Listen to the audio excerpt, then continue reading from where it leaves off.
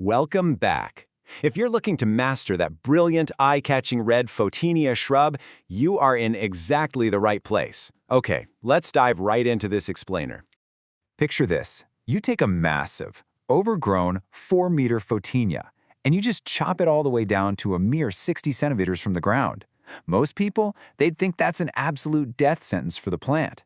But here's the surprising truth. You won't kill it. You'll actually completely rejuvenate it. Today, we're challenging those common fears about over-pruning and showing you exactly how to make this resilient shrub thrive. Here is our quick roadmap for today. We're going to cover the secret behind those famous red leaves, walk through your exact pruning calendar, look at essential tools and techniques, explain how to fix overgrown shrubs, solve the dreaded leaf spot disease, and then wrap it all up with a summary. Section 1. The secret to red leaves. Let's start with the absolute fundamentals of why this plant responds so beautifully to the shears. So let's talk about the Photinia fraser, specifically the incredibly popular red robin. It's an evergreen, right? Meaning it keeps its foliage year-round. But here's the kicker. Those brilliant, luminous red leaves everyone loves, they are exclusively the young, fresh foliage. As the leaves age, they naturally mature into a standard green. That famous red color is strictly tied to brand new growth. And because that red color relies entirely on new growth, your pruning shears are basically your superpower here.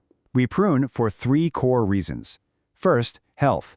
Taking out crowded branches seriously improves airflow and stops fungal issues in their tracks. Second, shape. Pruning forces density from the base upward, so you don't end up with a top-heavy shrub with bare legs. And third, color. Every single time you prune, you literally force the plant to push out a fresh flush of bright red shoots. If you skip pruning, you're robbing the plant of its signature red display. Let's move to Section 2, your Photinia pruning calendar. Because, as we'll see, timing is everything. Let's look at how this breaks down over the year. In climates like the UK, early spring, so March to April, that is your main pruning window. The worst of the winter frost is gone, and you can confidently make your structural cuts. Then, we jump to early summer, around June to July, for a lighter trim. This prompts a second, glorious flush of red leaves. But notice how winter is completely blank? There is a very good reason for that blank space. Frost is your biggest enemy. The absolute biggest mistake gardeners make is doing a hard prune in late autumn or winter. Pruning tells the plant, hey, push out soft, tender new shoots. If a freeze hits while those shoots are fresh, they are completely destroyed. It leaves your poor shrub damaged, stressed, and totally bare. Golden rule, always wrap up your pruning by mid to late August. Section 3. Essential tools and techniques. Now that we've got the timing down, let's get the job done right. You basically have 2 choices for gear, manual secateurs or electric trimmers. Now, electric trimmers are super fast, which is fantastic if you've got a massive hedge. But manual bypass secateurs are the absolute go-to for experts. Why? Because electric trimmers often slice right through the middle of those large Photinia leaves. This bruises and tears them, leaving you with ugly, brown, crispy edges. Manual secateurs give you a beautifully clean cut right above a leaf node, completely preventing that ugly dieback. When you actually step up to the plant, you want to follow a highly logical 3-step method. Step 1, always remove dead, damaged, or diseased wood first. Just get it out of there. Step 2, thin out any crossing branches in the center of the plant. You really want to open up the middle so sunlight and air can flow through. Remember, internal health always comes before external appearance. And finally, step 3, step back and lightly shape the outside. Want to prune like a pro? Here are a few expert habits. First, disinfect your blades with rubbing alcohol between plants. Seriously, it's a lifesaver for preventing disease. Next, when you're shaping, keep a slight taper. Make the base a little wider than the top so the lower leaves still get plenty of sunlight. For a standard maintenance session, try not to chop off more than 1/3 of the plant at once. And, as a great little bonus, apply a balanced, slow-release fertilizer in the spring to give it the fuel it needs for that vibrant foliage. Section 4. Fixing overgrown Photinia shrubs.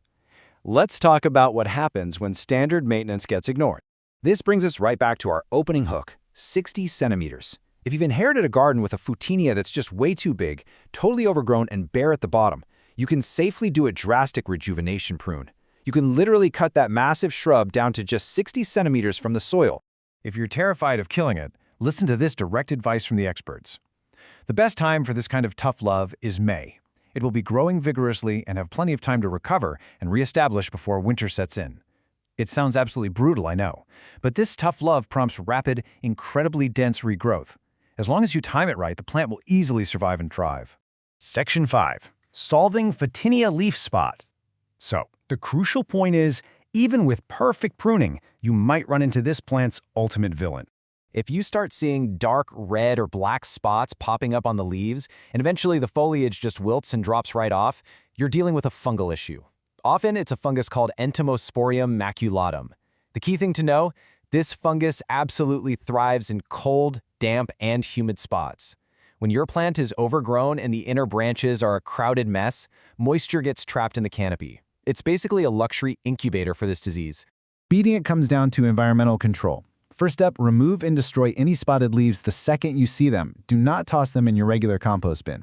Next, meticulously disinfect your tools so you aren't the one spreading the spores. But honestly, the ultimate preventative medicine is just careful thinning. By removing those dense inner branches, you drastically increase airflow, which dries out the leaves and stops the fungus dead in its tracks. Oh, and a pro tip for the future, avoid planting these guys in heavily shaded or damp corners of the yard. Section 6. Summary and next steps. We've covered a ton of ground today, so let's do a quick recap of everything you've learned. Here is your entire Photinia care strategy summarized nicely. Spring, that's your main prune to build a healthy internal structure and clear out any damage. Summer, you do a light trim specifically to force that beautiful secondary flush of bright red color. And winter, you take absolutely no action with the shears. You just let it rest and avoid frost damage. It's a really reliable rhythm. Cut for health, trim for color, rest for safety. So, what's the biggest challenge you're facing with the hedges in your own garden? Let us know in the comments below.